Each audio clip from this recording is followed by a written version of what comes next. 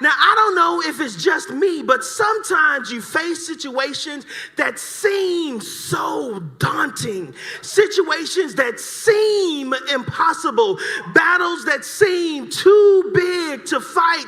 And in the presence of what seems like an unwinnable fight, in the presence of an unresolved illness, in the presence of unrelenting heartache, it's hard to see that the enemy is not really the enemy, but the enemy is really the inner me.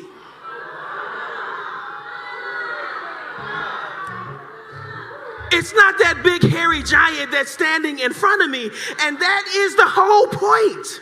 That's the whole point. It's to get you to back down before the first punch gets thrown.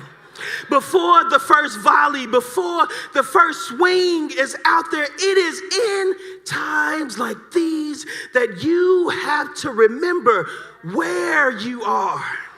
And you have to remember what you are. And you need to call to your remembrance who you are. And you need to keep at the forefront of your mind whose you are. Don't forget that you didn't show up by yourself. You showed up with a whole army. Don't forget, you didn't show up defenseless. You showed up with your armor too.